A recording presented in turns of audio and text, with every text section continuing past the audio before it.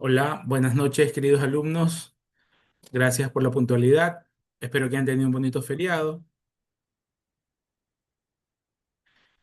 Espero que hayan descansado y aprovechado también para avanzar en sus temas académicos. Bueno, un gusto verlos nuevamente.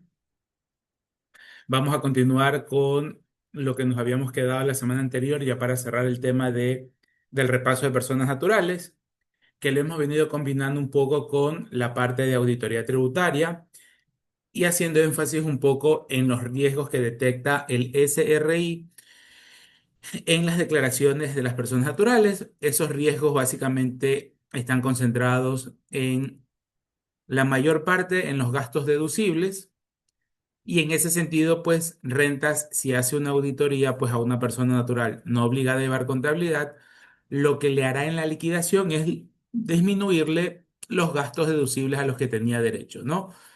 Recuerdo que por ahí habíamos hecho un Excel de que yo tenía una transaccionalidad X en un año y yo podía poner todos los gastos deducibles que yo hubiese creído que tenía derecho. Y rentas lo que va a hacer es modificarme ese casillero de gastos personales, perdón, de gastos deducibles de la actividad que estoy desarrollando y que obviamente estoy declarando. Entonces, en ese sentido, eh, lo que revisábamos el miércoles de la semana pasada era un poco eso, ¿no? Era un poco el tema de generarle o que la administración tributaria en un proceso de auditoría generar ese tipo de riesgos y revisarlos en la declaración de la persona natural. Entonces, para terminar el tema de personas naturales, como les indicaba, nos toca revisar brevemente el repaso del régimen RIMPE, ¿sí? Les iba a compartir una cosita, pero no me acordé de otra cosa, de otro punto que quiero complementarlo con el con el RIMPE, perdón, y regálenme 2 minutitos. No es aquí. Yo sé que lo voy a encontrar, tengo fe, tengo fe, tengo fe. ¿Cuándo fue? ¿En qué año? Mm,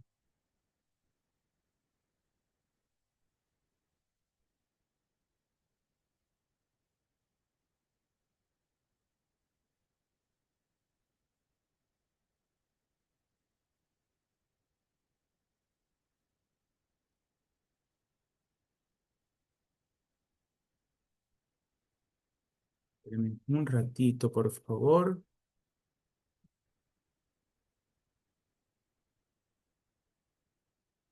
Mm,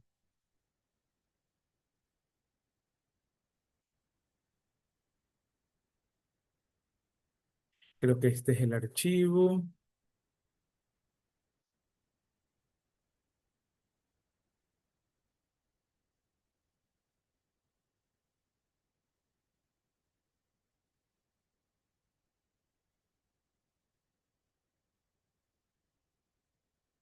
Ya, perfecto. Este es. Quiero darles a ustedes, y se los voy a compartir esta información, ya que nos toca hablar del RIMPE, ¿verdad? El RIMPE, sus siglas significan régimen impositivo eh, empresarial, ¿sí? Creo, ya no me acuerdo exactamente qué. Régimen simplificado para emprendedores, empresarial no, emprendedores y negocios populares. Régimen simplificado para emprendedores y negocios populares. Partiendo de esa definición, mis queridos alumnos, hacer, tomarme 3 minutitos a lo mucho de hacer un poco de historia, ¿verdad? Hacer un poco de historia del por qué nace este tipo de regímenes simplificados como ustedes están viendo en la pantalla. ¿De acuerdo? 3 minutitos a partir de ahora. En el Ecuador, había solo un único régimen, que era el régimen general, hasta el 2007. Si el doctor Ángel Tomalá quería registrarse y tener su actividad de veterinario, por allá por el año 2000, iba al SRI, sacaba su RUC y decía, me voy a dedicar a mi actividad de veterinaria. La señorita Salvatierra iba en el año 2002 y sacaba su RUC porque ella se iba a dedicar a la compra-venta de artículos de bazar. Y así sucesivamente, cualquier cantidad de contribuyentes, sean personas naturales o sean personas jurídicas, sacaban su RUC, decían lo que iban a realizar y el SRI los asignaba al único régimen que existía, que es el régimen general. ¿Qué pasó en el 2007? El 29 de diciembre del 2007 se publicó la Ley de Equidad, la Ley Reformatoria para la Equidad Tributaria en el Ecuador, conocida más directamente como la Ley de Equidad. Como su nombre lo indica, buscaba equidad para los contribuyentes. Una de esos puntos de equidad fue ingresar a la palestra, poner en la ley los gastos personales, porque en efecto había una inequidad para quienes trabajamos en relación de dependencia versus quienes laboran facturando por su prestación de servicios.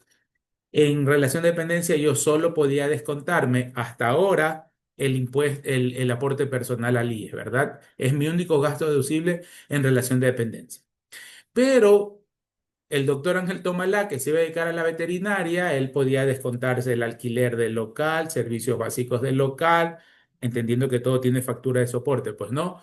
La compra de medicamentos, de insumos médicos, activos del negocio, se podía descontar la gasolina, se podía descontar si estaba afiliado al colegio de veterinarios, la afiliación, etcétera. Entonces, tenía un mundo infinito de gastos deducibles.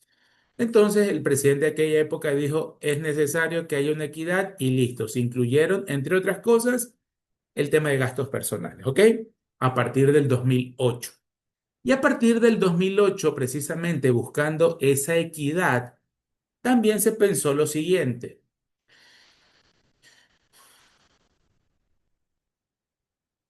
Le estoy dando el mismo tratamiento a la señorita Antonella Llora, que tiene su bazar de la esquina de la cuadra, sin menospreciar a esas loables actividades económicas, y tiene que hacer declaraciones mensuales del IVA. Si vendía más de 9.000, 8.000 dólares en ese tiempo, tenía que declarar el impuesto a la renta, y no había ningún trato diferenciador respecto al doctor Ángel Tomalá, prestigioso eh, ingeniero en sistemas, que facturaba año a año pues 200.000 dólares, ¿no? Eran las mismas obligaciones tributarias. Entonces se pusieron un poquito a pensar, ¿sí? A pensar y dijeron, hagamos un trato diferenciador para aquellos contribuyentes que ya están más formalizados, que tienen una actividad económica mucho más regulada y que tienen ingresos mucho más grandes que aquellos pequeños contribuyentes. Entonces, en el 2008, con esa ley de equidad tributaria, se ingeniaron e ingresaron a la ley de régimen tributario interno los regímenes simplificados. A partir de ahí fue un boom, se imaginarán ustedes hace más de 15 años atrás, fue un boom de decir, wow, es un nuevo régimen. Y claro, la ley dijo, se crea en ese entonces el régimen impositivo simplificado ecuatoriano, RICE, para que aquellos contribuyentes que tienen ingresos de hasta 60.000 dólares se los trate de una manera más equitativa, porque son pequeñitos, muy pequeños contribuyentes, versus el régimen general donde estaba el doctor Tomalá, estaba el doctor Cristian Jordán, estaba la doctora Angie Mayerlich Chiriguaya. ¿Ok? Entonces nacen estos regímenes simplificados con esa finalidad, queridos alumnos, de darle un trato diferenciado con menor carga administrativa a aquellos contribuyentes que son muy pequeños y por eso nacen estos regímenes. Entonces, eso hasta ahí. No es que el Ecuador se le iluminó el cerebro en ese tiempo y fuimos los primeros en crear los regímenes simplificados. Para nada, para nada.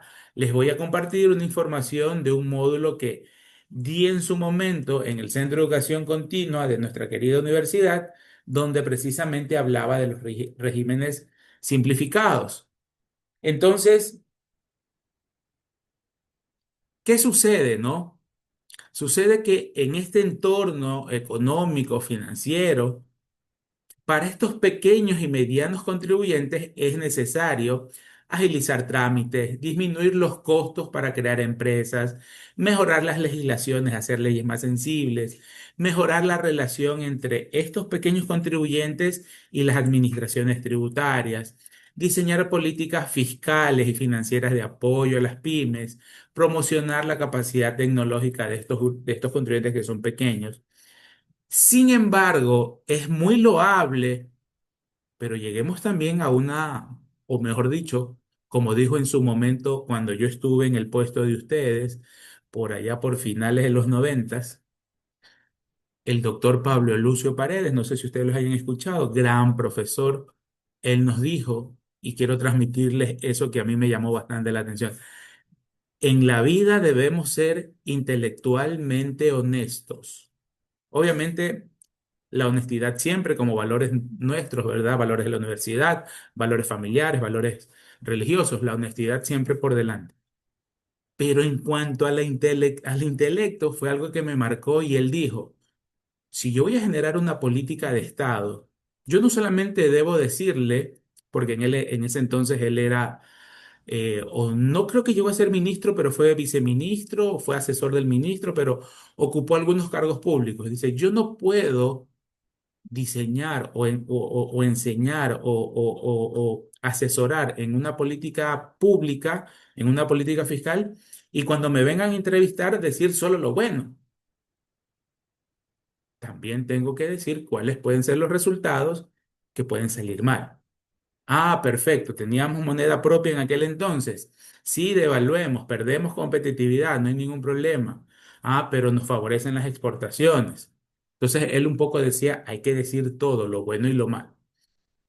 ¿Qué es lo malo cuando se tienen estos grupos pequeñitos de contribuyentes? Lo bueno sí, hay que darles un trato diferenciador, son pequeños, no tienen la misma capacidad administrativa, soportan cargas fiscales mucho más, o sea, mejor dicho, inequitativas respecto a su tamaño, pero también por otro lado, hay que recordar que primero ellos son gigantes, pues, gigantes en cuanto al número.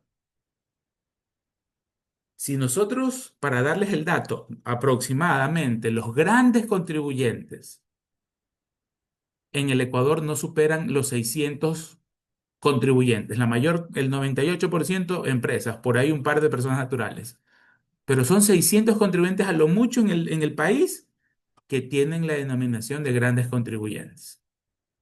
El resto son contribuyentes especiales, contribuyentes no especiales, sociedades, personas naturales. Abajo, al fondo, es que está la gran masa de contribuyentes y por su cantidad son difíciles de controlar. Así como lo dice aquí, este,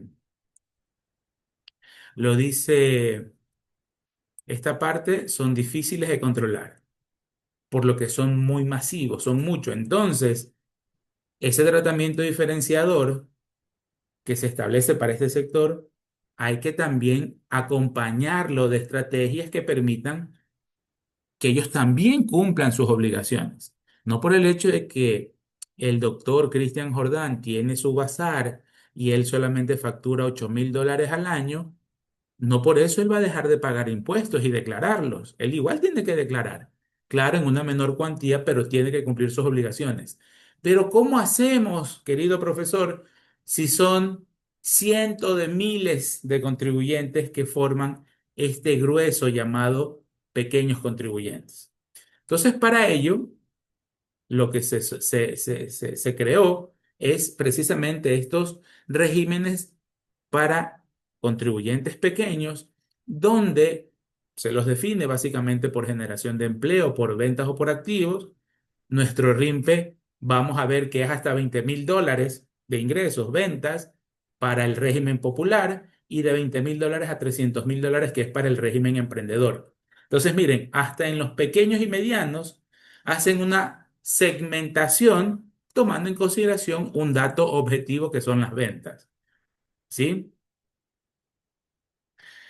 Y ojo que estos, como les dije, no es que a Ecuador se le ocurrió, ya en otros países desde un par de décadas antes ya tenían el tema de los regímenes para estos contribuyentes que son pequeños, ¿sí? Entonces, por ejemplo, en España, microempresa, se le dice microempresa para que los que tengan menos de 10 empleados. El 94% de las empresas españolas son empresarios individuales o microempresas, es un dato interesante. Y así la denominación va a depender de la norma fiscal de cada país. Entonces, ¿cuál es el punto principal? ¿Sí?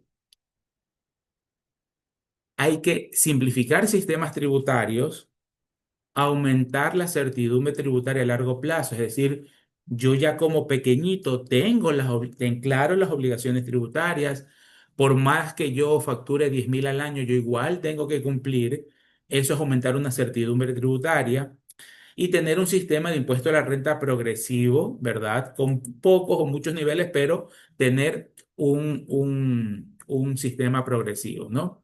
Entonces, miren, como ejemplos, ya desde el 97 en Brasil existía un régimen simplificado, en Argentina en el 98 se creó el monotributo y así sucesivamente.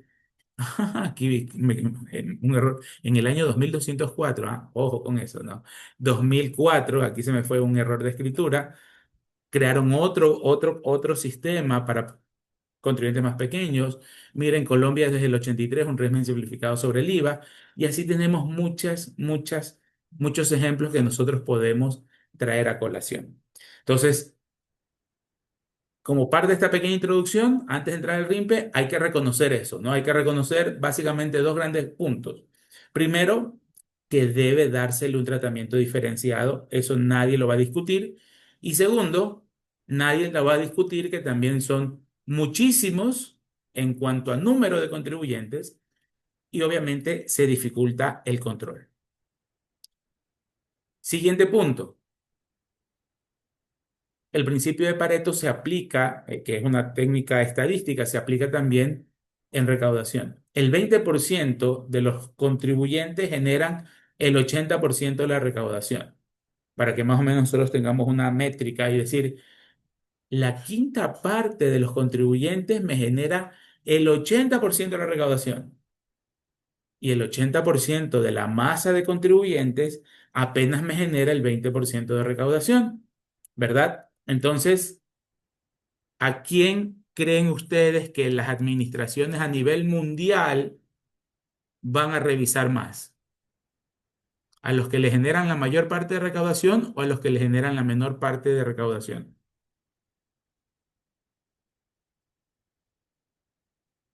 ¿Quién se aventura a responder? ¿Qué creen ustedes?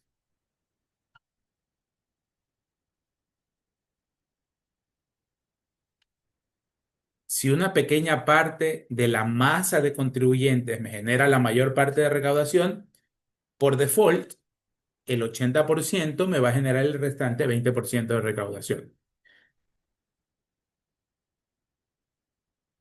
Perfecto, Sergio. Se va a revisar más a los que generan más, aparte de que son una minoría y ahorran recursos. Excelente análisis, Sergio. Muchísimas gracias.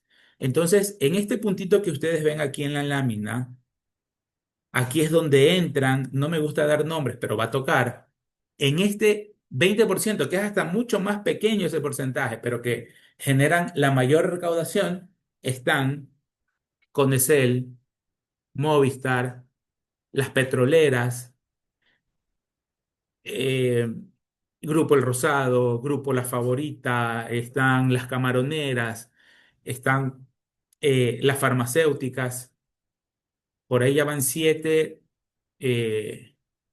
tipos de industrias que aglutinan a muy pocos contribuyentes de peso, ¿no? En el tema telecomunicaciones está Conecel, que es claro, no me acuerdo el nombre de Movistar, o sea, la razón social, Movistar es el nombre comercial. Y por ahí creo que hay una o dos compañías más chiquititas, pero realmente son esas dos compañías privadas las que se llevan el 95% de la facturación. ¿Y cuánto pagan de impuesto a la renta y de impuestos esas dos compañías? Puf. Solo Conecel factura más de 1.200 millones de dólares al año.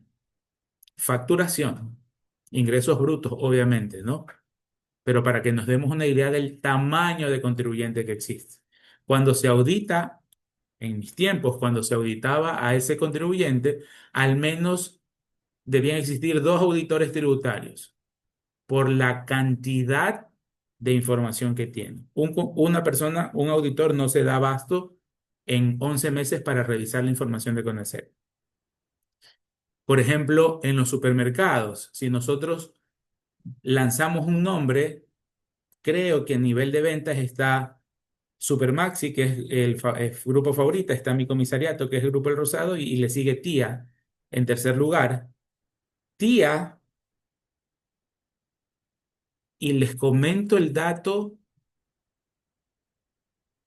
porque en marzo de este año la firma los capacitamos interesados, y ellos ya estaban preocupados porque estaban perdiendo terreno con los otros supermercados, estos chiquititos, llámense Aquí y el Tuti, pero miren que ellos cerraron el 2024 con una facturación superior a los 800 millones de dólares. O sea, entonces imaginémonos cuánto factura el Rosado y cuánto factura este Grupo La Favorita. Pues no, Supermaxi. Entonces, podemos lanzar otros nombres, ¿no? El Tuti, el Aquí, el otro supermercado, etc. Pero realmente en ese sector hay dos que comandan todo. Y nuevamente, como dijo Sergio, en número son poquititos, pero que generan una recaudación inmensa. En la farmacéutica está Difare, están dos, tres laboratorios más que son los más grandes. Entonces, en ese primer punto de esa lámina que ustedes están viendo, está la justificación técnica de por qué a esos grandes contribuyentes todos los años el SRI los audita. Todos los años el SRI los audita. Y como no hay muchos auditores, entonces, ¿qué pasa con el resto de los contribuyentes que caemos humildemente en el segundo punto? Es poco el control que nos van a hacer. ¿Sí? Entonces, para esa gran masa de contribuyentes se generan estos tipos de regímenes simplificados. Y para estos pequeños contribuyentes se hacen revisiones extensivas. Consúltale o revísale un par de cositas, pero a buena parte de contribuyentes, ¿no? Ah, mira que hubo una diferencia en el 2024 en las declaraciones de IVA versus la declaración de renta. Dile que justifique esas declaraciones, esas diferencias, a ver qué sacamos, qué hay. ¿Ya? Y se acabó el control. Y siguen buscando para otra industria, etcétera, etcétera. Entonces, en ese sentido, por eso es que yo les digo y les decía a mis alumnos en práctica tributaria, ahora ustedes en auditoría, que a este grupo de contribuyentes, pues es bastante poco probable que exista un control. Bastante poco probable. Porque además, si existe un control, el potencial a recaudar es pequeño, es poquito. Entonces, la administración, un poco como decía Sergio, gestiona de mejor forma los recursos, ¿ok? Entonces, dicho eso, esa introducción, ahora sí que ya tenemos el contexto, vámonos al régimen simplificado que está vigente en la actualidad en el Ecuador, que es el famoso RIMPE. ¿Ya? RIMPE. ¿Quiénes pueden encontrarse o adherirse en este régimen? Y como ese régimen tiene dos sectores, negocios populares y emprendedores, los negocios populares pueden darse o está diseñado para aquellas personas naturales que tengan ingresos brutos de hasta $20.000 por año.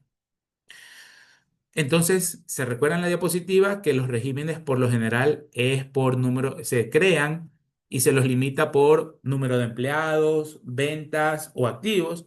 En este caso, el RIMPE está diseñado o está normado bajo la generación o el volumen de ventas.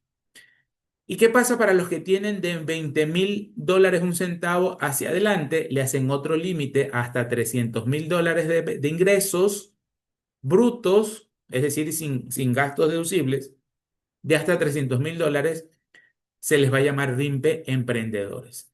Profesor, ¿por qué 20.000? Realmente se lo analizó y se puso ese monto. Pero ¿por qué sí 300.000 si hay una definición técnica o un respaldo técnico por detrás que es que a partir de ahí usted ya está obligado a llevar contabilidad, ¿verdad? Si una persona natural factura más de $300.000 en el año, al año siguiente está obligado a llevar contabilidad. Entonces, sí hay como que esa concordancia en esta segmentación, pero realmente los 20.000 dijeron, porque si ustedes se dan cuenta, no es que han sacado un promedio de ventas mensuales, ¿no? Porque hubiera sido, qué sé yo, 24.000 y uno decía la relación, bueno, alguien que facture hasta $2.000 al mes, pero realmente no. Entonces, así nació la norma, así está escrita la norma y como dijimos en la primera clase, cuando estamos en derecho público, solo se hace lo que está escrito en la norma y bingo. Si mi actividad económica genera hasta $20.000 de ingresos, soy candidato a que rentas me ubique en el RIMPE Negocio Popular. Si tengo hasta $300.000 de ingreso, soy candidato a que, ahí sí natural o sociedad, soy candidato a que la administración me ubique como RIMPE Emprendedor. Y claro, si una empresa o una persona natural arranca con un capital propio de más de $180.000, que es uno de los montos para llevar contabilidad, ya va a estar siempre en el régimen general de entrada, pues no. Entonces hay un poco los criterios para segmentar y ubicar, según esa segmentación, en el respectivo régimen que le corresponda. Entonces, punto de partida para el RIMPE, nivel de ingresos. Brutos, recuerden, siempre queridos alumnos, brutos. Y el negocio popular solo para naturales y el RIMPE emprendedores pueden estar naturales y jurídicas, ¿ok? Sin embargo, también se hace otro filtro de rechazo, de aceptación o rechazo, como ustedes lo quieran ver, y hay ciertas actividades que no pueden incluirse en el RIMPE. Profesor, ¿por qué se da eso? Porque son ciertas actividades que pueden generar un riesgo adicional. Entonces, las actividades de contrato de construcción y actividades de urbanización no pueden estar en el RIMPE. ¿Sí?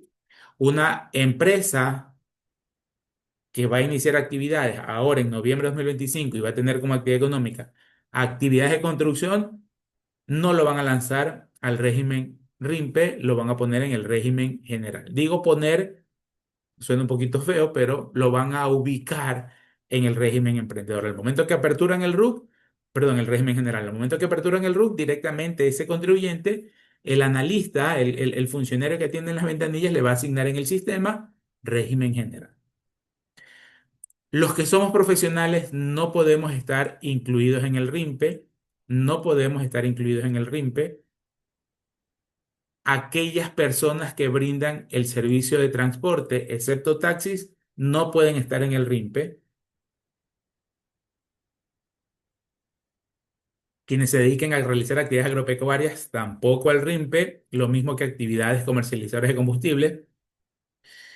Construcción es riesgosa en el sentido de la informalidad del sector. Se contrata, otra vez, sin menospreciar a las personas, eso nunca, todos somos seres humanos. Se contrata a los obreros de la construcción. Por lo general son personas que no tienen un nivel cultural eh, para poder tener un RUC, ¿verdad? Que era un poco lo que veíamos. Entonces hay mucha informalidad en ese sector. Entonces, como es riesgoso y tras que son masivos, rentas no puede controlar, meter una actividad riesgosa como construcción En una masividad es como ese dicho popular es darse un pie uno mismo en, perdón, darse un tiro uno mismo en el pie. Ya estoy como el Chavo del Ocho, como el Chapulín Colorado, perdón. Ahora, actividades comerciales de combustible también es una actividad riesgosa.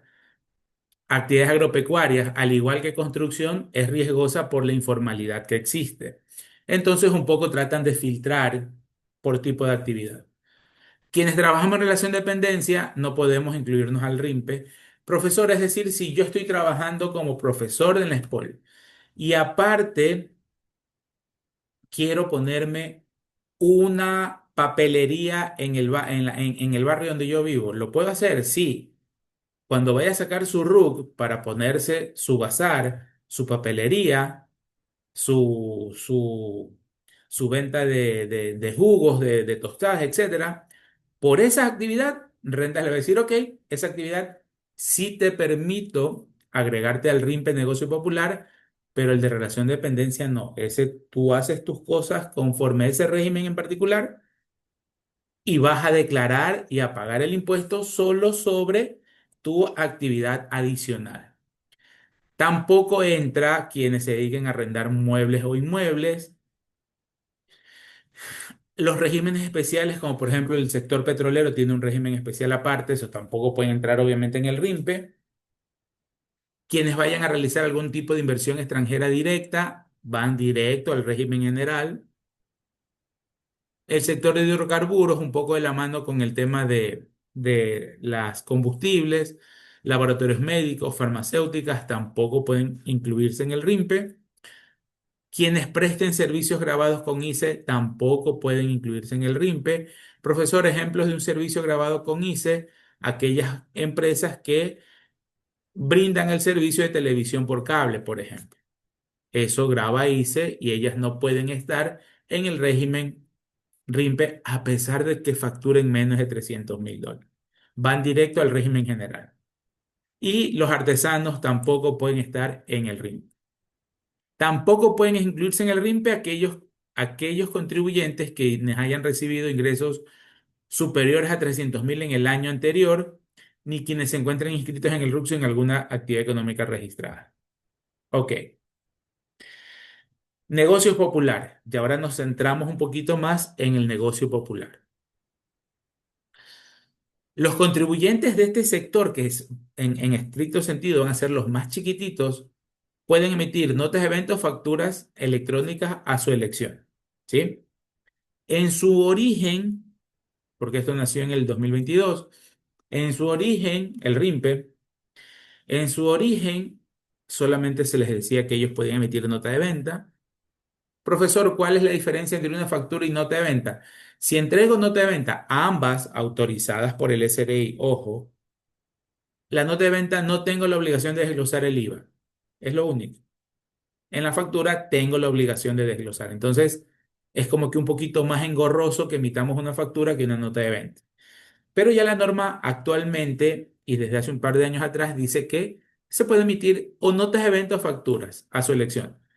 Ahora, claro, si son facturas, pues van a ser electrónicas y en poco tiempo ya todas las notas de venta también van a ser electrónicas.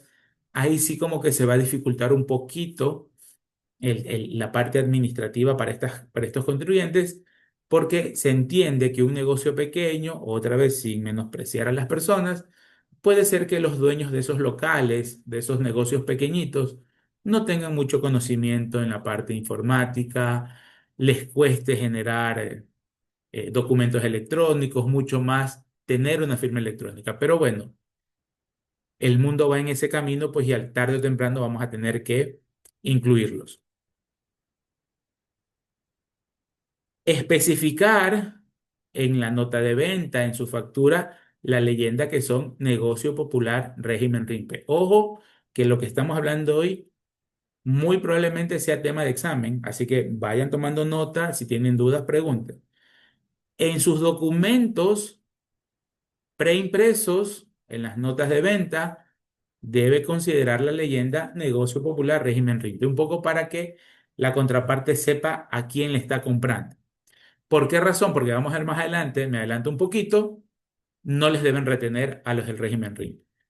Y el que le va a pagar dice, ¿yo cómo sabía que Javier Ruiz era RIMPE? Ah, pues porque en la factura está pues la leyenda que dice que Javier Ruiz es RIMPE Negocio Popular. Pues no, ahí en su facturita dice, en su nota de venta dice, entonces ya usted conocía de antemano y no debe hacerle retenciones.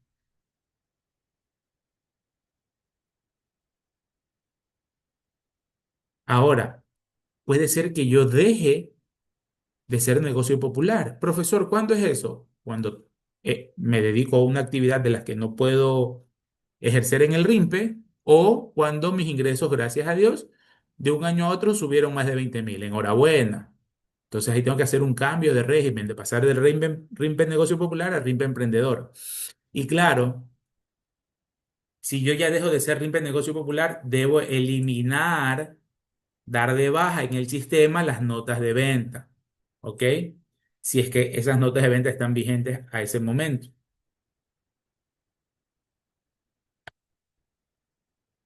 Otra parte simplificada del régimen RIMPE es que ellos no hacen declaraciones de IVA, solo presentan una declaración del impuesto a la renta, más nada. Muy similar a lo que estuvo vigente en el 2008, que era el RICE. Ellos tampoco hacían declaraciones, solamente iban a pagar con su cédula o su RUC a una ventanilla de banco. No estoy diciendo nada arcaico por si acaso, no. Retrocedamos al 2008, 2009. No había la tecnología avanzada que hay ahora, que se pueden hacer transferencias. Nos tocaba ir a los bancos, hacer filas con nuestras declaraciones y pagar. Entonces el RICE también iba a las ventanillas bancarias y pagaba su cuota mensual y su impuesto y su cuota mensual, o podía hacer un pago anual sumando las 12 cuotas, y en esas cuotas pues estaba involucrada un análisis económico de lo que le tocaría pagar de IVA más lo que le tocaría pagar de impuesto a la renta. Entonces ellos no hacían declaración. Era más simple todavía. Pero ahora el negocio popular solo debe hacer su declaración de impuesto a la renta. Pregunta de examen: ¿en qué mes deben presentar el impuesto a la renta los contribuyentes RIMPE Negocio Popular? Ustedes van a responder en el mes de mayo. Esa es su fecha de vencimiento, obviamente guardando la relación siempre del noveno dígito del RUC, ¿no? Si mi noveno dígito del RUC es 1, el 10 de mayo. No está de más, dejo de compartir, no está de más, es preferible que sobre a que falte la información.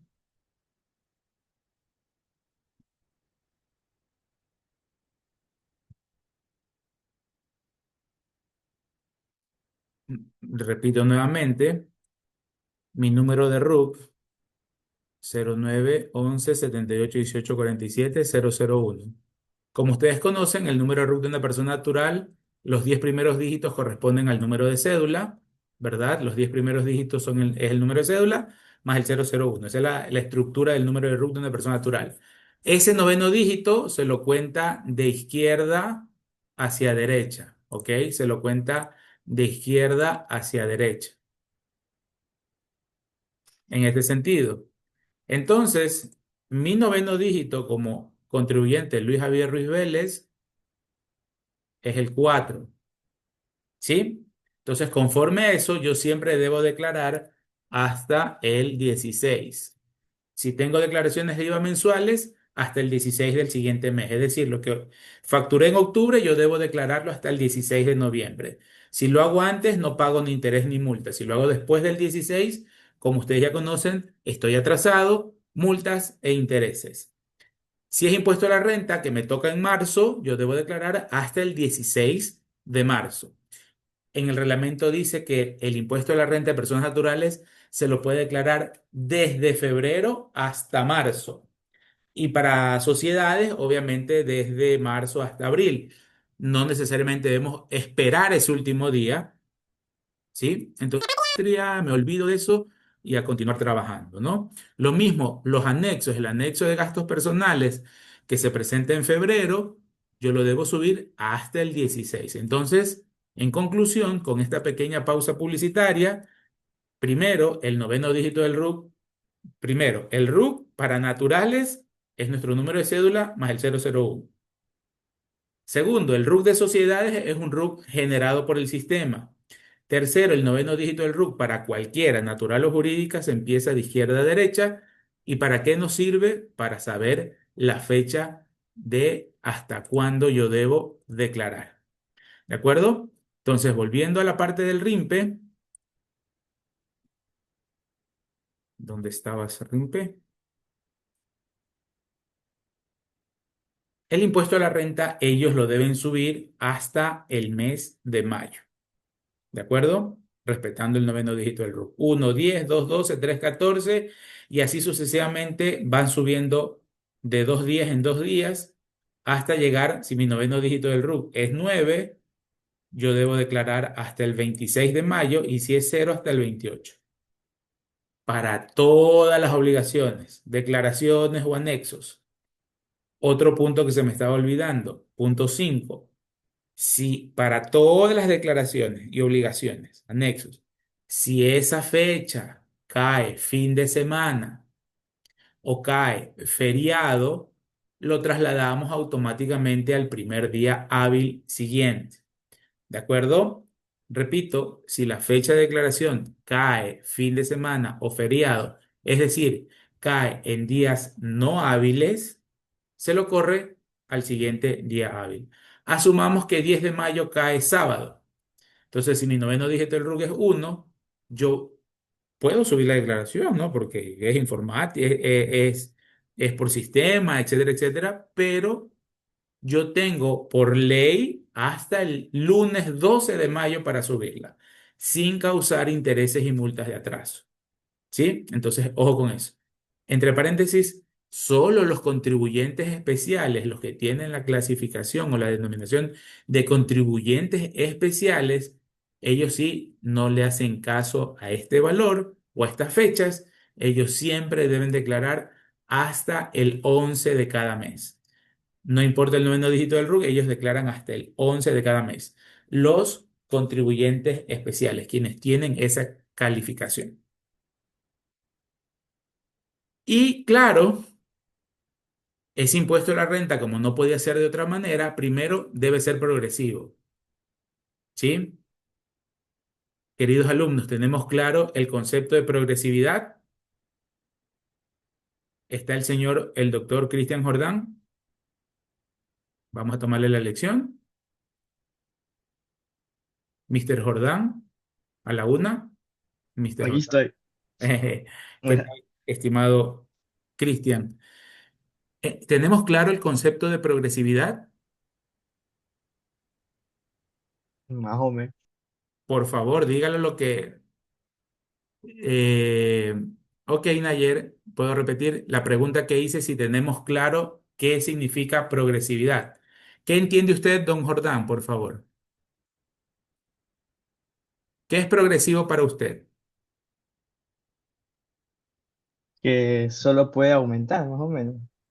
Perfecto, perfecto, claro que sí. Muy bien, es progresivo y tomando las palabras del doctor Jordán, su análisis muy bueno, por cierto, ¿verdad? Dejo de compartir y nos vamos al Excel. Deja de compartir. Nos vamos al Excel.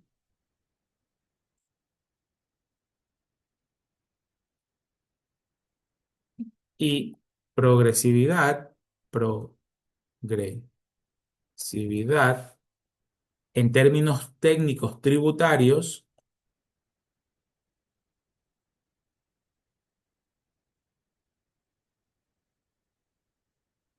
Sergio dice en el chat que el impuesto a pagar va en aumento según el rango donde estén sus ingresos brutos. Correcto, querido Sergio. Progresividad es quien tenga una mayor base imponible, paga más. Para ponerlo en palabras sencillas, paga más. ¿De acuerdo? Y ojo, lo digo de manera general y no hablo solo de ingresos, porque esto aplica para todos los impuestos. Entonces vamos a poner el ejemplo. Ejemplo, impuesto a la renta. Entonces aquí vamos a tener las bases imponibles. Entonces aquí lo tenemos al Mr. Jordán, a la señorita Ayora y vamos a poner como ejemplo también a la señorita Mayerly, ¿ok? A nuestra querida señorita Mayerly, ¿ok? Entonces, estamos hablando solo impuesto a la renta. Ya sabemos que la base imponible impuesto a la renta va a ser ingresos grabados menos gastos deducibles, ¿verdad? Menos gastos deducibles. Bueno, y menos la rebaja de gastos personales. Más o menos, para, bueno, en estricto sentido, la base imponible es solamente ingresos menos gastos deducibles. No lo confundo. Ok. Entonces, Mr. Jordán va a tener una base imponible de este valor. La señorita Yora va a tener una base imponible de este valor. Y la señorita Mayerly va a tener una base imponible de este valor. Obviamente, la señorita Mayerly, que tiene una base imponible más grande, ella va a pagar más. Va a pagar un impuesto a la renta mayor en comparación con el señor Jordán y en comparación con la señorita Ayora. Base imponible. Otro ejemplo, y con las mismas personas con el mismo nivel de ingresos. Ahora un ejemplo en el impuesto a los vehículos. ¿Sí? Un ejemplo en el impuesto a los vehículos. El señor Jordán se compra un Tucson 4x2, más o menos el avalúo, en este caso, la base imponible es el avalúo, ¿sí? Es el avalúo del vehículo. ¿Y quién me dice más o menos cuánto cuesta ahorita un Tucson? Yo creo que está alrededor de los $42.000, más o menos. No, creo que está mucho. 36.000, pongamos. 36.000. La señorita Llora se compra una Ford Explorer que está valorada en $75.000 aproximadamente. Y la señorita Mayerly quiere comprarse un Chevrolet Aveo, valorado, pongámosle, en $18.000. Yo les pregunto, ¿el señor Jordán puede comprarse un Tucson de $36.000? Sí. Pero si no le dan los ingresos, profesor, el señor Jordán va, se endeuda en un banco, saca un préstamo de consumo y se compra su carro que siempre ha soñado. La señorita Llora, con una base imponible de 14.000, ¿puede comprarse un Ford Explorer? Sí, también. Si no le da por sus propios medios, solicita un préstamo bancario y se compra su carro tan añorado.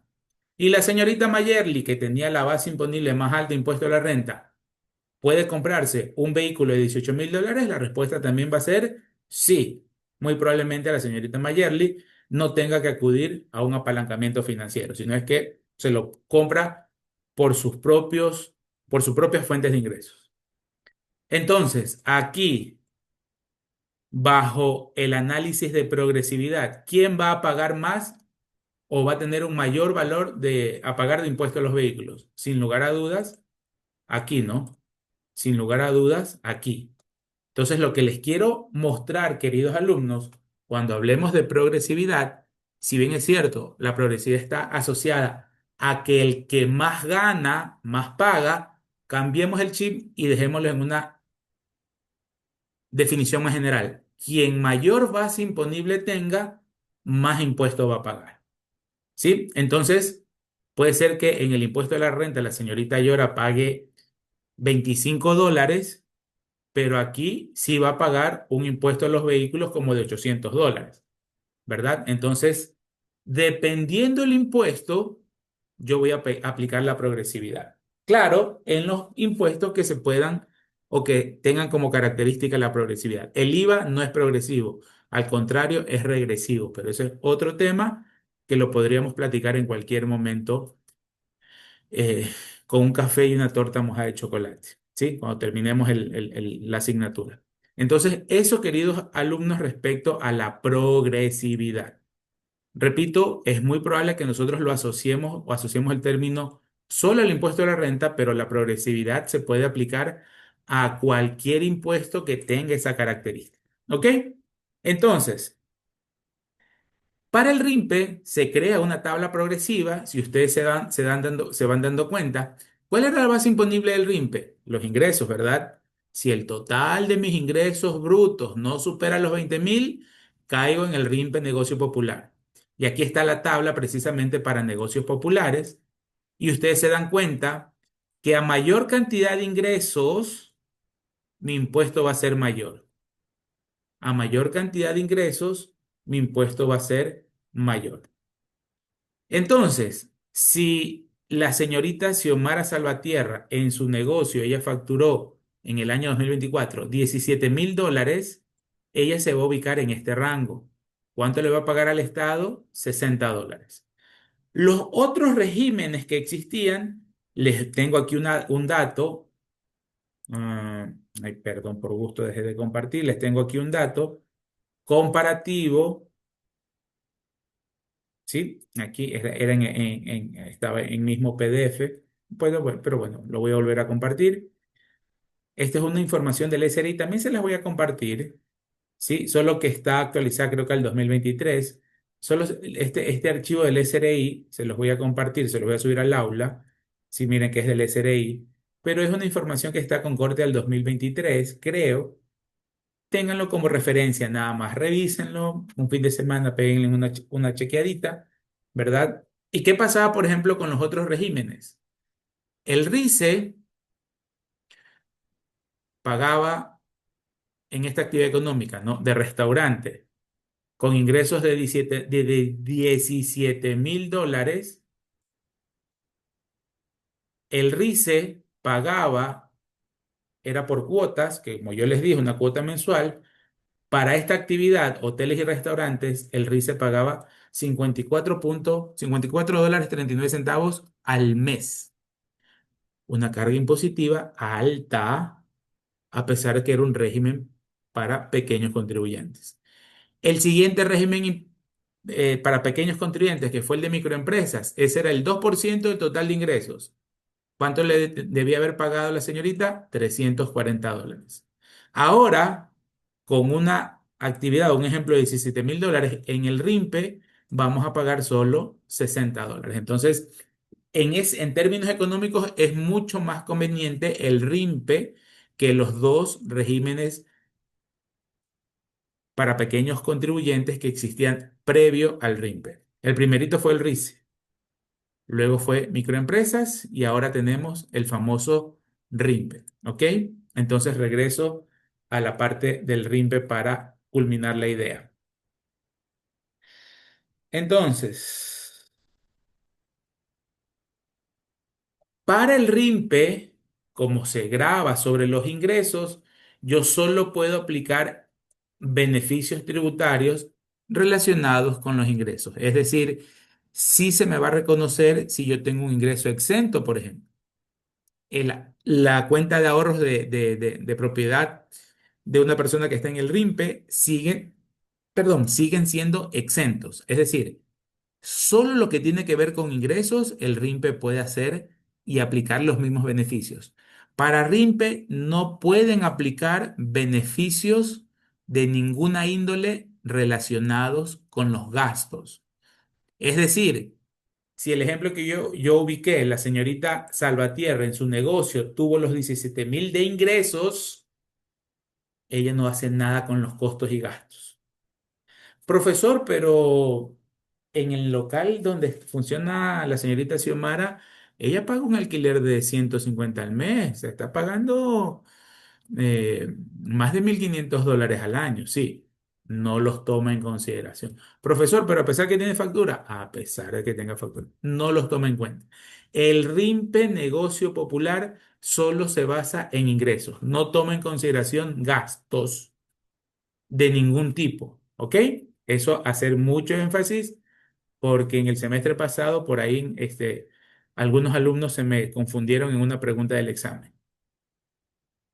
Esa declaración que habíamos visto que se la debe efectuar en mayo, yo la debo efectuar o realizar de manera obligatoria,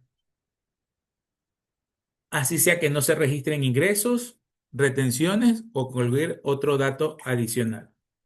¿Ok? Entonces el RIMPE, negocio popular, siempre en mayo debe subir su declaración del impuesto a la renta. ¿Qué pasa si ese negocio popular supera los $20,000 en el 2025? El 2025 cierra el año como RIMPE negocio popular. Ah, profesor, pero en abril superó los 20,000 la señorita Xiomara Salvatierra.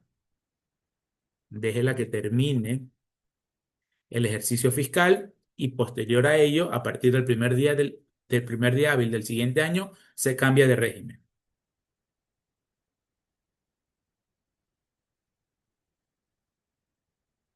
Los contribuyentes RIMPE pueden aplicar la rebaja prevista en la Ley de Régimen Tributario y su reglamento por concepto de gastos personales, pero ojo, en la determinación y liquidación del impuesto a la renta de los ingresos atribuibles a las actividades no sujetas al RIMPE. Ah, en el ejemplo que yo les puse, trabajo en relación de dependencia, pero tengo mi farmacia. Por la farmacia estoy inscrito en el régimen simplificado. En relación de dependencia, que es otro régimen, ahí sí puedo utilizar los gastos, los beneficios de los gastos, en este caso, el gasto personal. ¿Ok? Respecto al IVA, no presentan declaraciones de IVA, por eso es simplificado. Si un negocio popular registra ingresos superiores a los 20,000, el pago del valor liquidado por concepto de impuesto a la renta comprenderá también el tema del IVA y de la cuota de IVA y de renta. Si el contribuyente considerado como negocio popular realiza actividades excluyentes al régimen, se va a mantener en el régimen, pero respecto a las actividades no comprendidas del régimen, presentará sus declaraciones semestrales correspondientes. Es decir, si por A o B motivos por ahí tuve un par de meses realicé una actividad que no la debo considerar en el régimen, el Estado le dice, ok, si usted tuvo ingresos de otra fuente que no sea RIMPE, igual me declara, a pesar de que usted tenga el RIMPE negocio popular. Entonces, por esas otras actividades, ahí sí debe hacer las declaraciones. Entonces, dice, los contribuyentes sujetos RIMPE, quienes según la normativa vigente deban presentar las declaraciones del IVA de manera mensual, para atención de solicitudes de evolución de IVA, deberán hacerlo dentro de los plazos. Aquí nos habla del RIMPE emprendedor. Ellos sí hacen declaraciones de IVA y si por ahí un RIMPE emprendedor es proveedor de un exportador, tiene derecho a que se le devuelva el IVA, ¿no? Entre paréntesis, queridos alumnos, algunos contribuyentes tienen derecho a que se les devuelva el IVA. El impuesto a la renta casi que todos cumplimos que se nos devuelva, pero el IVA a muy poquitos. Exportadores de bienes o servicios, proveedores de los exportadores de bienes o servicios, los que construyen viviendas de interés social, eh, las misiones diplomáticas, y por ahí se me escapan unos dos o tres otros contribuyentes, tienen derecho a que se les devuelva el IVA. ¿Ok? Ellos, obviamente, tienen la obligación de declarar, obviamente, porque luego de eso, pues van a tener que solicitar ese IVA devuelto. Y es un dato interesante, ¿verdad? Porque eh, por ese trámite sí se llega a cobrar bastante de, en cuestión de comisión, ¿no? De lo del IVA, del valor que el IVA le devuelve el Estado al contribuyente, se suele estar cobrando entre un 6 o 8%. Así que oportunidad de negocios para ustedes, pónganse pilas en ese sentido, repasen, estudien y si en algún momento tienen su cliente, vayan con todo. ¿Ok? Retenciones, en ningún caso el régimen eh, RIMPE, negocio popular, actuarán como agente de retención y tampoco se les practica retención a los contribuyentes categorizados como negocios populares. Es decir, Ruiz S.A. va a comprarle a la señorita Xiomara Salvatierra 20 resmas de hojas, no debo hacerle retención. Que era un poco lo que yo les decía, que en las notas de venta o en las facturas debe constar la leyenda contribuyente RIMPE, negocio popular, precisamente para que al momento que me entregue la señorita Salvatierra su nota de venta, su factura, yo sepa de antemano que ella es régimen negocio popular y no le voy a retener. ¿Ok? No le voy a retener.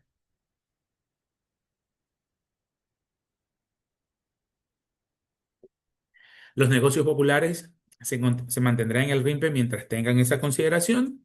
Y si un negocio popular registra ingresos superiores a los 20.000, permanece en el régimen, cumpliendo sus obligaciones simplificadas, pero deja de ser parte de este esquema de negocio popular desde el siguiente ejercicio fiscal.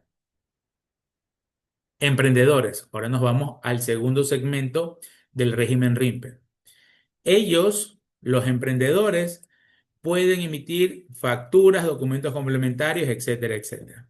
De igual forma, deben tener la leyenda contribuyente RIMPE en sus comprobantes electrónicos. Recuerden que emprendedores aplica para naturales y sociedades. Impuesto a la renta. Para calcular la base imponible se consideran los ingresos brutos grabados. También, es decir, se les reconoce los ingresos que puedan tener y que sean catalogados como exentos. Y a esos ingresos solo le pueden restar devoluciones o descuentos que se hayan concedido, nada más, y que obviamente consten en la misma factura. ¿Sí?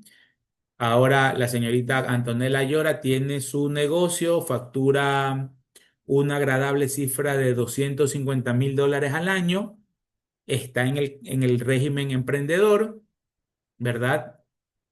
Y ella por alguna estrategia de marketing da promociones a sus clientes y la típica, no compre 5 y la sexta unidad la lleva gratis, ¿no?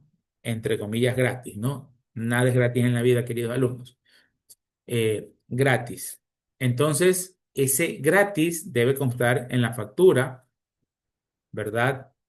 Para eso está el casillero de las facturas que habla de descuento. Entonces ahí debe descontarse el valor de ese vaso, por ejemplo, y listo. Entonces, al final de cuentas, la señorita Llora en esa venta, asumiendo que cada vaso cueste $3, no tuvo ingresos de 18, tuvo ingresos de 15, pero claro, deben estar respaldados esos $15 de venta en la factura. Cliente Javier Ruiz, descripción, 6 vasos de vidrio tipo tal y tal, precio unitario $3, valor total $18, descuento 3, valor de la factura total $15 y sobre eso se calcula el IVA y listo. De esa forma, la señorita Llora va a tributar solamente sobre los 15, no sobre los 18. De igual forma, se aplican beneficios tributarios solo para el tema de ingresos y la declaración del impuesto a la renta se la presenta en los siguientes plazos. De igual forma, si soy RIMPE emprendedor, persona natural, mayo, al igual que régimen negocio popular. Y si soy RIMPE emprendedor sociedad, la voy a presentar en abril, tal cual lo presentan las otras sociedades de los otros regímenes. Y de igual manera, su impuesto a la renta va a estar conforme a una tabla progresiva. El que mayor ingresos tenga va a tener que pagar un valor mayor, ¿sí? Va a tener que pagar un valor mayor. Entonces, en ese sentido también se cumple el principio de progresividad. Datos importantes, la tarifa impositiva, esta columna, no está sujeto a ninguna rebaja para el RIMPE emprendedor. La declaración, al igual que en RIMPE Negocio Popular, la debo hacer de manera obligatoria, así no existan valores de ingresos. Y de igual manera, los contribuyentes RIMPE pueden utilizar gastos personales por aquellas actividades que no estén sujetas al régimen simplificado. Respecto al IVA, los emprendedores van a declarar semestralmente el primer semestre, que comprende de enero a junio. Todo lo que facturé desde enero hasta lo facturado en junio, lo declaramos en julio, a mes siguiente. Y todo lo que facturé en el segundo semestre, de julio a diciembre, lo declaro en enero. Recuerden otra vez, si caen estas fechas máximas, fines de semana o feriados, se corre al siguiente día. Y recuerden también que si me paso, no cumplo con la fecha máxima, voy a tener que yo mismo calcularme intereses y multas en mi declaración. Si bien es cierto, ellos tienen que hacer declaraciones semestrales, puede presentar también mensual si es que así lo quiere. Los contribuyentes RIMPE que tengan derecho a la devolución de IVA van a hacer sus declaraciones mensuales. Ahí sí les obligan a hacer mensuales. Y las instituciones privadas sin fines de lucro que estén sujetas al RIMPE pueden presentar declaraciones semestrales del IVA. Retenciones, quienes se sujeten a este régimen emprendedor, no son agentes de retención de IVA, pero sí de retención de impuesto a la renta, ¿no? Y que también van a ser declaradas y pagadas de manera semestral.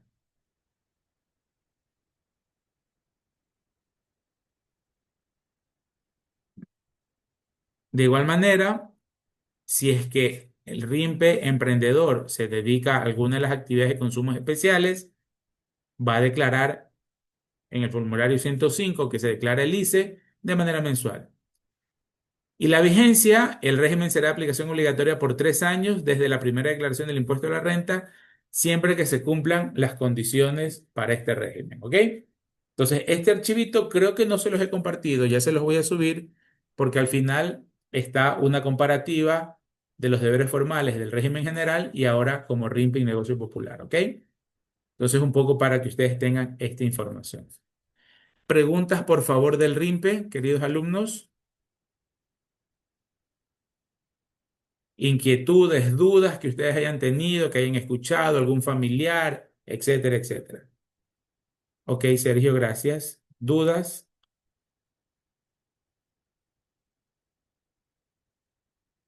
En el pragmatismo del día a día, asumamos que nuestro compañero, el señor Ángel Tomalá, se quiere dedicar a la reparación de computadores, hasta antes de graduarse. De hecho, dice, sí, profesor, yo más o menos en febrero ya quiero dedicarme a eso. Hágalo, bienvenido. Va a inscribirse en el RUC por primera vez y la persona que le va a atender le va a pedir los requisitos, pues no, cédula, certificado de votación, una planilla de servicios básicos, no necesariamente en nombre del señor Tomalá, y el cuarto requisito, pues, ¿qué se va a dedicar? ¿Qué actividad económica va a realizar? Ah, sí, mantenimiento de computadoras. Perfecto. Esa es una actividad que no está excluida del régimen y que aparte va a ser brindada por una persona natural. Y de remate, es la primera vez que va a obtener el RUT. Entonces, casi que 99,9% de seguridad, y de hecho así lo dice el reglamento, la persona que le está tomando los datos, el funcionario de ventanilla, al señor Ángel Tomalá, automáticamente lo va a clasificar y lo va a segmentar en el régimen RIMPE Negocio Popular. Y ojo que ni siquiera sabe cuánto va a tener de ventas. Pero el reglamento dice que cuando exista un registro por primera vez, es prioridad que se registre esta persona en el régimen RIMPE Negocio Popular. Y como ya vimos las características del RIMPE, ¿qué pasa si gracias a Dios le va muy bien a nuestro querido Ángel Tomalá, al señor Ángel Tomalá, y en junio del 2026 él ya ha facturado más de los $20,000? Como lo vimos, cierra el 2026 siendo RIMPE en negocio popular, pero el 2027 él debe actualizar su RUC, ir al SRI o hacerlo por web para que le cambien de régimen y pasar al régimen de emprendedor, pero a partir del 2027. ¿Ok? Puede también ocurrir lo contrario, ya otra vez tomándolo como ejemplo al doctor Ángel Tomalá, graduado del SPOL. Usted va a salir como licenciado en ciencias de computación, me dijo, ¿verdad? Eh, Buenas noches, no, profesor. Voy a salir como ingeniero en ciencias de la computación. Ingeniero en ciencias de la computación. Entonces, ¿para cuándo se gradúa, querido Ángel? Estoy en el último semestre, estoy haciendo la tesis, entonces yo asumo que ya para febrero ya tener el título, Perfecto, enero, así algo así. será. Perfecto, así será. Con fe. Entonces, en marzo del 2026, nuestro ingeniero flamante graduado de la SPOL va al SRI a sacar su RUC y va a decir qué actividad, lo mismo, ¿no? Como personas naturales, que los requisitos son sencillos, cédula, certificado de votación, el último, ¿no? Obviamente, querido Ángel, dirección o domicilio tributario. ¿Y a qué se va a dedicar? Actividades desarrolladas por ingenieros en ciencias de la computación. Entonces la persona, obviamente Ángel va a decir, bueno, me voy a dedicar a mi profesión. La persona del sistema de ventanilla va a buscar en el sistema la clasificación de esa actividad, la que más se parezca, y probablemente le ponga prestación de servicios brindados por ingenieros en computación. Una actividad bastante general, pero es una actividad profesional. Y como habíamos visto en las exclusiones, las actividades profesionales no deben estar incluidas en el RIMPE Negocio Popular. Entonces, a pesar de ser la primera vez, a don Ángel, y ya le doy la palabra a don Ángel, lo van a incluir directamente en el régimen general. ¿Ok? Ahora sí, don Ángel, cuénteme. Sí, hay una cuestión. Yo, después de mis pasantías, trabajé para una empresa unos 2 meses, y en esta empresa me obligaron a, bueno, sí, se parece que me ¿Facturar? obligaron a sacar, ajá, a emitir una factura antes de que me pudieran pagar. Entonces me tocó sacar el Ok, RUC. Entonces, por lo tanto, yo pues puse un par de actividades que tienen relación con mi carrera al momento de sacar. Yo todo esto lo hice de manera virtual. Saqué la firma electrónica para poder sacar este RUC. ok, Y de ahí vi que me clasificaron en el RIMPE. Entonces, ok. yo asumo que es lo correcto. Negocio popular o emprendedor. Negocio popular. Negocio popular. Ya, ok. Claro. Perfecto, Ángel. Gracias por exponernos ese caso personalísimo. Ok. ¿Por qué lo incluyeron en el régimen RIMPE Negocio Popular, querido Ángel? Porque usted todavía no es profesional. Si bien es cierto, su servicio está relacionado con una gama, con una amplia gama de actividades que van a estar relacionadas con un conocimiento técnico, usted no tiene ese único requisito que era el título profesional. Pero una vez que usted ya conste en los datos del CENESID y que usted quiera seguir teniendo su RUC activo, ese RUC, el sistema le va a cambiar automáticamente al régimen general porque usted ya es un profesional en la materia. Le pregunto, ¿ya cerró su RUC o lo tiene abierto todavía? Lo tiene Lo activo. tengo abierto, lo Lo tengo mantiene activo. activo. Sí. Ok, entonces usted paga año a año su cuota del RIMPE.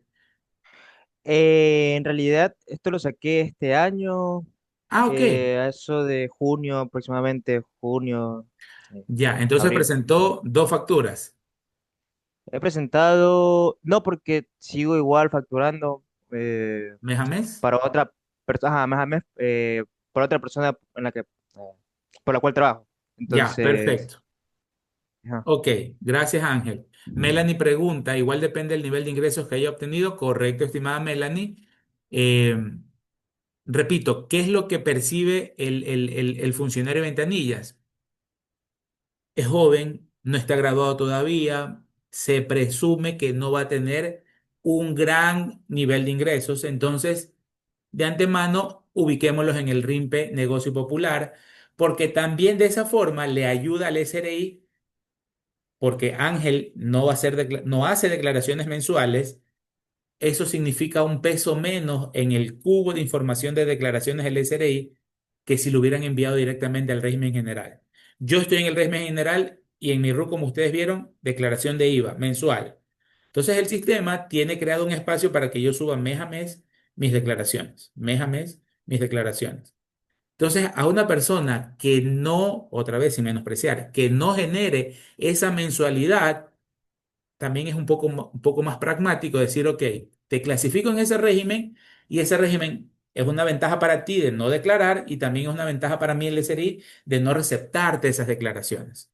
Entonces es un poco también por ese tema, inclusive hasta ese nivel de espacio informático. No sé si Ángel vaya a decir, "Ve, el profesor no sabe ni hablar de lo que, en temas informáticos, pues no conozco mucho, pero en ese tema también va. Y como decía Melanie, pues va en correlación con los ingresos. Entonces, Ángel, si está facturando mes a mes, bienvenido sea. Lo que Ángel va a tener que hacer, cierra el 2025 como RIMPE Negocio Popular y va a declarar ese ejercicio económico como RIMPE Negocio Popular. En mayo sube su declaración y aplica Ángel esa tablita. Y Ángel va a decir, profesor, terminé facturando $8.000, se va al rango donde estaban los $8.000 y va a pagar su cuota de 20, 25, ya no recuerdo la tablita, la podríamos revisar y con eso hace su declaración. Es bastante sencillita, por cierto, Ángel, cuando usted ya le toque hacer su declaración de RIMPE, como el sistema ya sabe que usted es RIMPE, solo le va a activar la celda de ingresos. Y él le va a decir, en este año, ¿usted tuvo ingresos, sí o no? Usted le va a poner que sí. Se le activa la casilla o el casillero de ingresos, ingrese el valor de las ventas brutas en el año, $8.000 y automáticamente el sistema le calcula, esos $8.000 pasan a ser su base imponible y el sistema le va a calcular los $25 que tiene que pagar. Usted sube la declaración, está pendiente de pagar y usted la va a pagar hasta la fecha de vencimiento por transferencia o va al banco, que no creo que don Ángel vaya, haga la cola y pague en ventanilla. Lo puede pagar también por convenio de débito, algunas formas de pago. Y don Ángel, en ese sentido, nuestro querido estudiante Ángel Tomalá, cumplió con su obligación del impuesto a la renta 2025 como régimen en negocio popular. Si ya en el 2026, para marzo, ya don Ángel lo tenemos graduado y ya empieza a facturar mucho más, ¿verdad? Lo lógico sería que nuestro querido estudiante, ingeniero ya en ese entonces, Ángel Tomalá, vaya al SRI o lo haga por web y cambie su régimen. Creo que para el cambio de régimen no estoy 100% seguro que se lo pueda hacer por web. Creo que hay que ir directamente a ventanillas, obligatoriamente. Creo. Se los voy a confirmar en los siguientes días.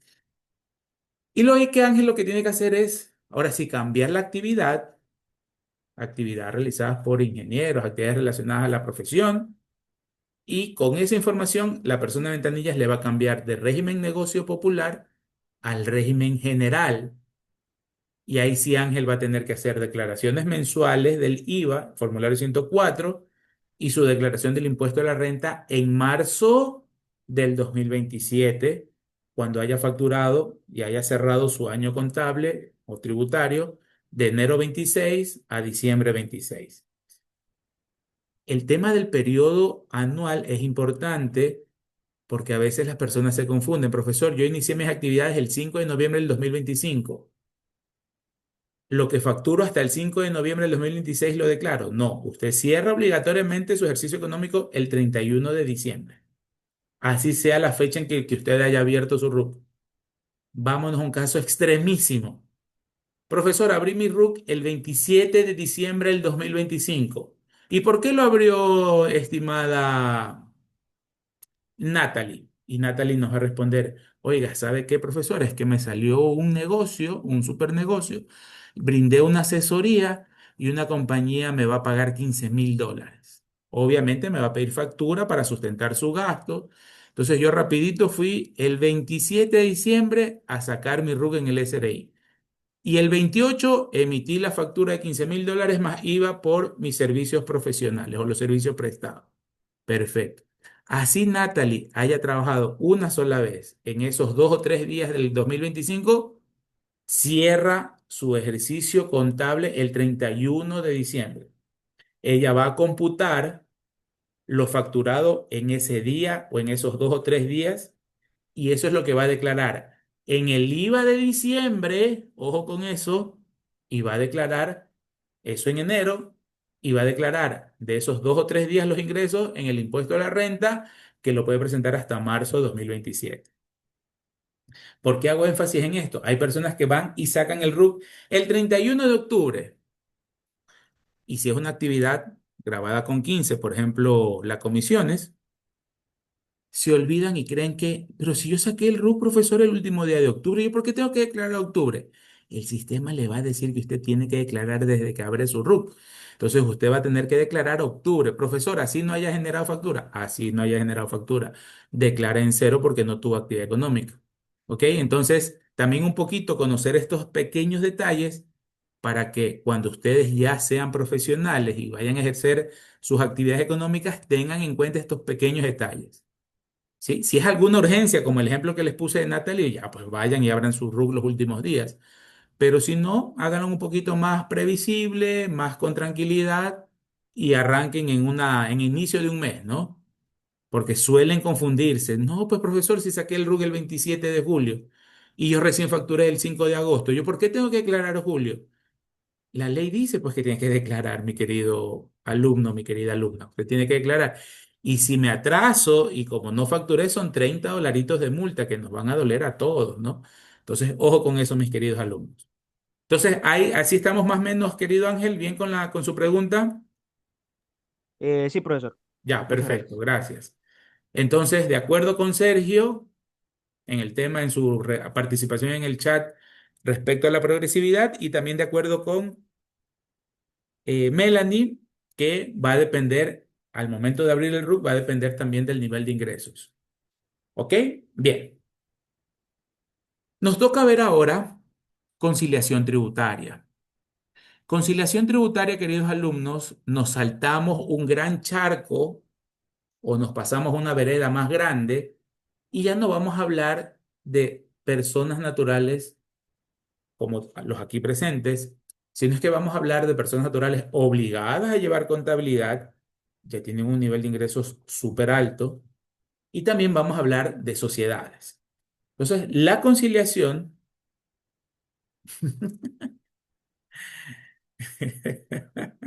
gracias Sergio, no me agradezca porque Nayeli dice, muy bien Sergio, gracias. No, no, yo los quiero a todos por igual, no hay favoritismo, todos son mis alumnos queridos. Entonces, repito, nos vamos a pasar en el tema, Nayel, no, nunca. Nos vamos a pasar a la vereda de personas naturales obligadas a llevar contabilidad y de sociedades. ¿Ok?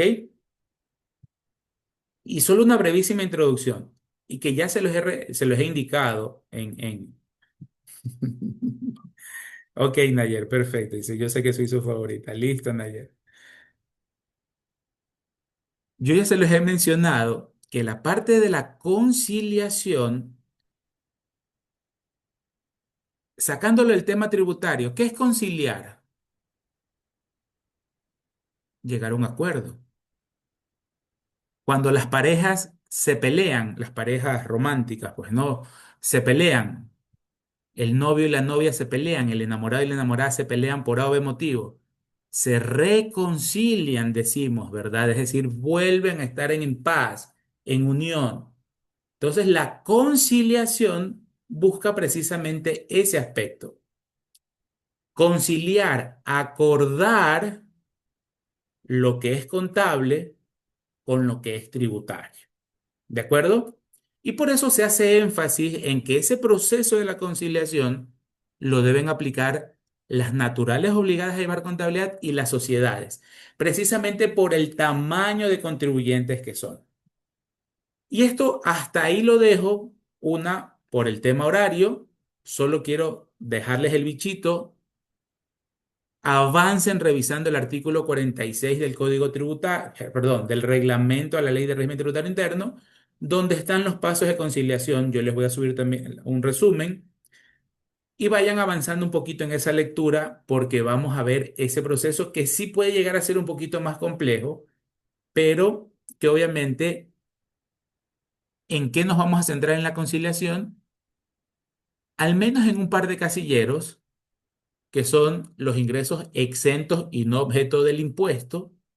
Uno, y dos, en los famosos gastos no deducibles. Y en los gastos no deducibles abrimos dos ventanas, no deducible local y no deducible del exterior. Entonces, sí nos vamos a focalizar mucho en ese tipo de casilleros o en esos dos o tres casilleros. Y por eso sí quiero que me den la mano, vayan revisando ese tema, porque vamos a hablar de ese tema. o valga la redundancia. Entonces, rentas revisa hasta el cansancio a estos contribuyentes que ya le generan una recaudación bien grande, le van a examinar, le van a ocultar, a revisar de forma más detallada aquellos ingresos que pudieron haberse calificados como exentos cuando no tienen esa consideración y aquellos gastos que sin ser deducibles lo mandamos o lo utilizamos como deducible. Entonces, sí existe ese riesgo para las administraciones tributarias. Hasta ahí hablamos hoy de conciliación. Y pasemos los últimos minutos a la retroalimentación que ustedes me habían solicitado de la evaluación de la semana anterior, un poco para que estemos todos en el mismo contexto. Y repito, no sé qué pasó con las respuestas, pero yo modifiqué las calificaciones, me imagino que ustedes ya se habrán dado cuenta, y revisemos las preguntas, ¿ok? En los últimos minutos que nos quedan. ¿El periodo fiscal comprende de enero 1 al 31 de diciembre? Sí, artículo 7 de la ley. Ahí está el artículo 7 o artículo 5. Eh, Ahí está el periodo del impuesto a la renta que es anual. Y siempre se cierra el 31 de diciembre de cada año, ¿ok? Se cierra el 31 de diciembre de cada año.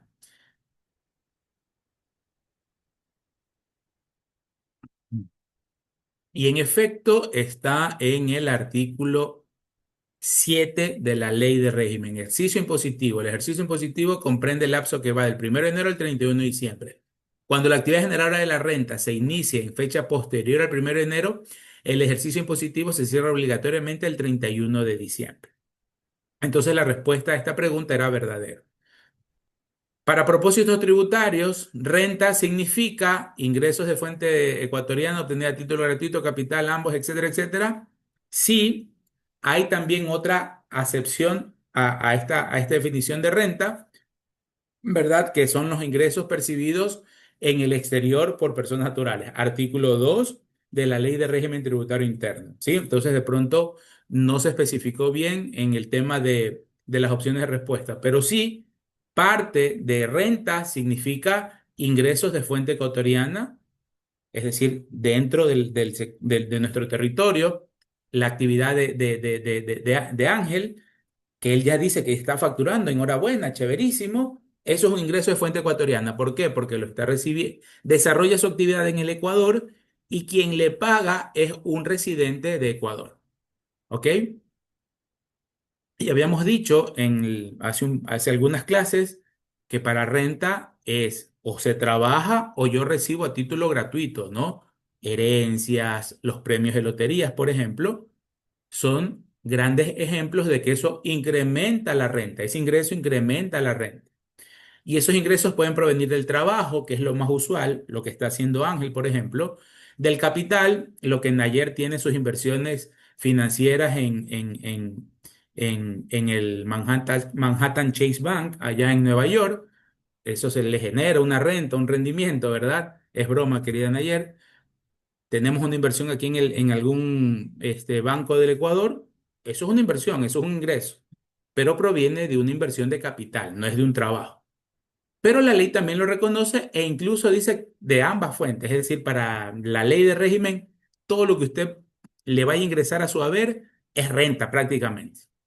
Y que le paguen a usted en dinero, especies o servicios. Ok. Pregunta 3.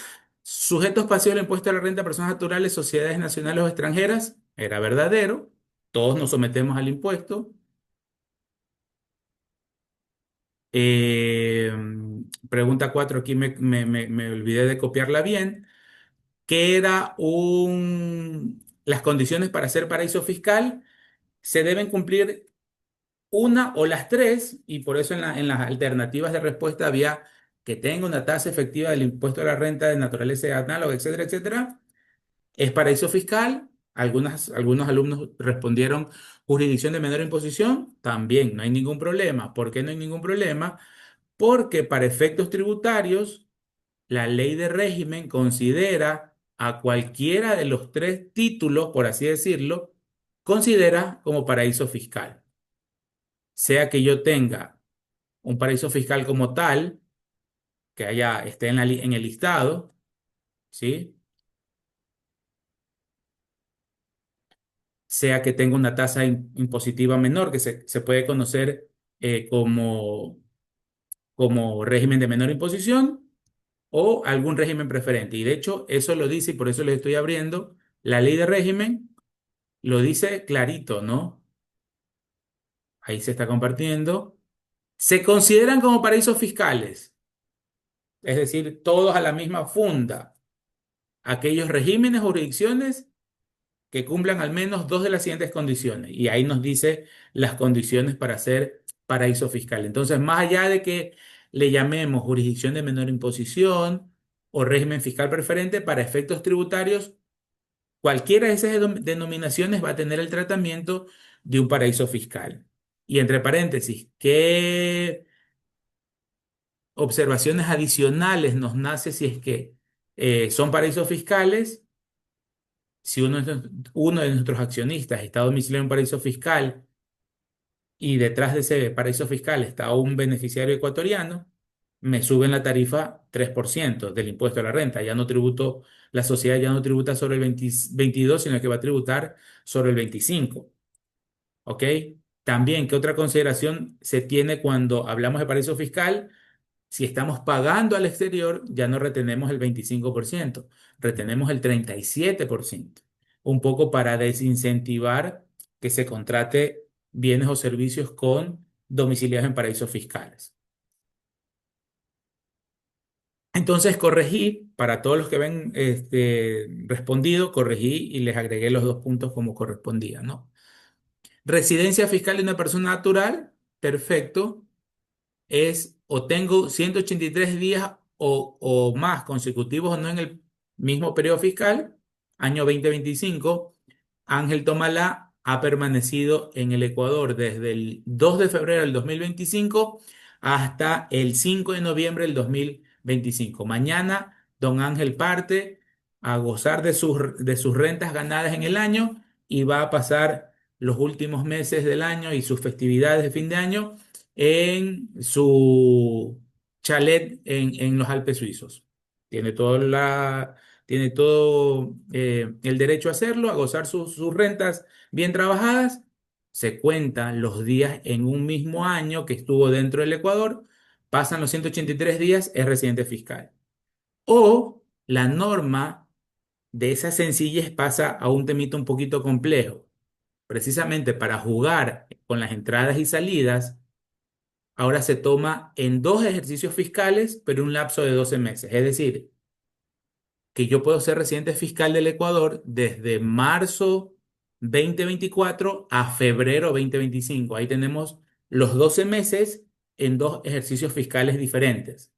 Y ahí un poco es como una especie de trampita porque por lo general las naturales creemos que solo soy residente por un año en particular. Entonces yo puedo ser residente en dos ejercicios fiscales, pero contando siempre 12 meses y que en esos 12 meses yo haya pasado más de 183 días. Entonces esa respuesta era verdadera. ¿Se consideran partes relacionadas a las transacciones consolidadas, domiciliadas o paraísos fiscales? Verdadero. Esa observación me estaba olvidando arriba, en la pregunta de arriba, si es que son paraísos fiscales. Tiene otra consideración adicional, la cual es considerarse como parte relacionada. Pregunta 7. ¿Todas las sociedades están obligadas a llevar contabilidad? Sí. Artículo 98 de la ley, artículo 19 de la ley, que habla de la obligación de llevar contabilidad.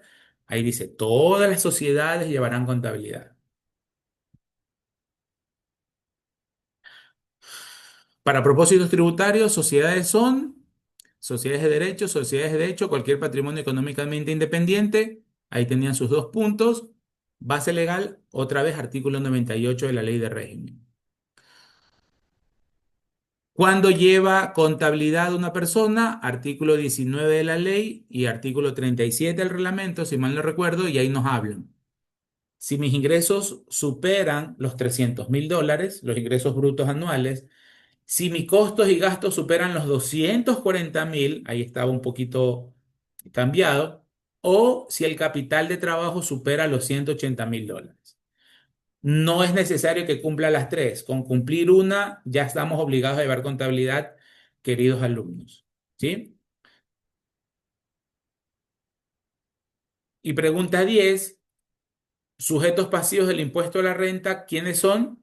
Las naturales, ustedes y yo, las sucesiones indivisas y las compañías nacionales o extranjeras que tengamos ingresos grabados. Somos sujetos pasivos del impuesto a la renta, 2 puntos. Entonces, por ahí sí, repito, reconozco que hubo un par de preguntas que pudo generar confusión. Esa confusión ya ha sido arreglada y ustedes tienen la nota que realmente les corresponde. Bueno, entonces, mis queridos alumnos, probablemente este fin de semana les suba un video para culminar el tema de los gastos deducibles y no deducibles de naturales, para Dios mediante ya el lunes arrancar con el tema de conciliación, ¿no? Y que, por cierto, ya nos estamos acercando a nuestra evaluación del primer parcial. ¿Alguien que nos recuerde, por favor, la fecha de nuestra evaluación?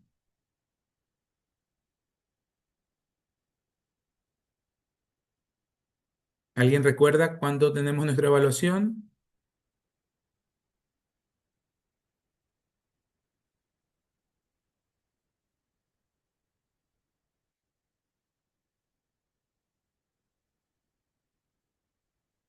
Déjenme ver en el sistema, por favor, un ratito.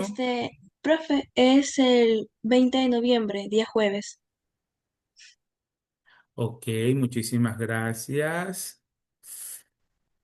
Correcto, jueves 20 de noviembre de 2 de la tarde a 4 de la tarde, ¿no? De 14 a 16 horas, ¿no? Ok, gracias. ¿Quién nos dio el dato, por favor? Antonella, Gracias, Antonella, muchísimas gracias. Estaba viendo el sistema. Pero veo en el sistema que dice presencial y no puedo modificar eso de ahí. No debe ser presencial. Ya voy a conversar con la coordinadora. Es decir, que nos queda la clase